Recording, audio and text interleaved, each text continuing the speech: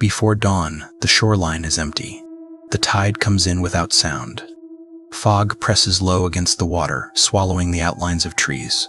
There are no voices, no smoke from cooking fires, no signs of a settlement that once stood here. Only a word carved into wood and another carved into stone. They are not explanations. They are not pleas for help. They are all that remains. And for more than 4 centuries, they have refused to speak. In the late 16th century, the Atlantic world was changing shape. England, late to overseas empire, watched Spain grow rich from conquest and extraction. In legitimacy now seemed tied to distant lands. In Elizabeth I granted a charter to Sir Walter Raleigh. The eastern coast of North America was described in reports as fertile, mild, and sparsely populated. Indigenous nations had lived there for generations, but English maps reduced them to symbols and margins. The land was imagined as available. The place chosen lay off the coast of what is now North Carolina, a narrow island surrounded by shallow sounds and shifting sandbars. Roanoke Island. To the English crown, this was not reckless. It was calculated. A foothold for privateers, a base to threaten Spanish shipping, a proof that England could endure in the New World. Failure was not expected. It was considered temporary. What was not discussed openly was how fragile the plan already was. Colonization in the 16th century followed a system that blurred state authority and private ambition. Raleigh financed expeditions. Captains enforced discipline. Supplies were limited. Survival depended on local alliances and constant resupply from England. The system assumed that ships would come and go, that relief would arrive. The first Roanoke colony, established in 1585, struggled almost immediately. Relations with local Algonquian-speaking peoples deteriorated. Food ran short. By 1586, the settlers abandoned the island and returned to England.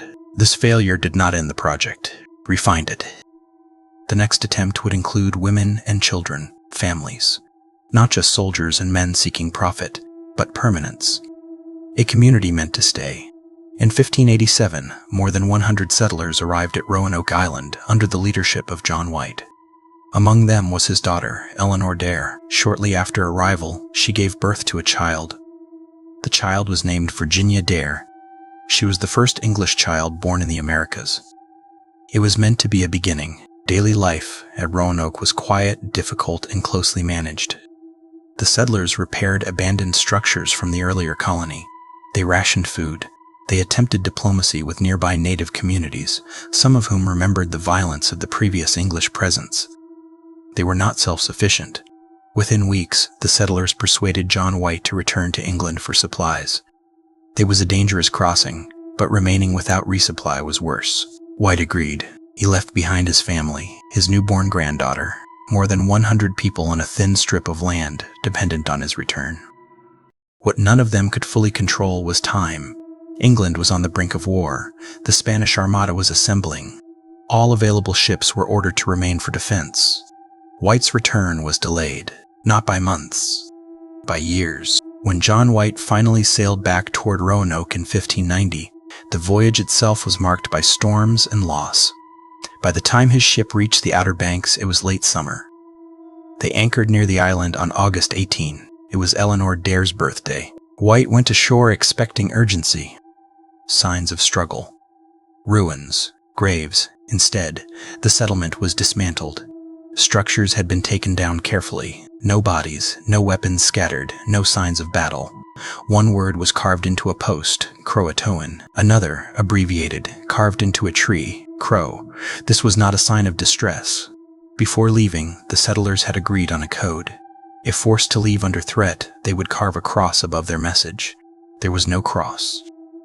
White searched. A storm forced his ship away before he could investigate further. He never returned. The colonists of Roanoke were never seen again. Records from the period become thin after this point. Feel before Aising Dejas of Raleigh fell from favor. New colonies were attempted elsewhere. Roanoke became an absence. Theories accumulated quickly. Assimilation into native communities. Migration inland. Starvation. Disease. Violence. Each theory relied on fragments. A report of light-skinned native people. Oral histories that shifted with time. archaeological traces that suggested movement, but not resolution. No graves have been conclusively identified. No remains definitively linked to the settlers. Even Virginia Dare disappears from the record entirely. The system that created the colony did not investigate its disappearance with urgency. There was no formal inquiry, no sustained search. Failure, in this context, was not shocking. It was acceptable. The Roanoke colony is often framed as a mystery, but the more unsettling truth is how ordinary its ending may have been. Small groups of people, isolated by distance, dependent on supply chains that failed, embedded in a landscape they did not understand, caught between diplomacy and threat, no final stand. Only decisions made incrementally to move, to stay, to trust, to leave, and then silence. What endures is not what we know, but what was never recorded. The names of the settlers' children after Virginia Dare, their daily routines, their final choices, the absence is total. Roanoke was not the last colony to vanish quietly from history. It was simply the first English one, and it established a pattern. Today, the island remains. Visitors walk its trails. Markers summarize the story in brief paragraphs. The word Croatoan appears on souvenirs and plaques. It is treated as a riddle. But the unanswered question is not where they went. It is why their disappearance was so easy to accept, because from the beginning the system that sent them was built to move on. And it did.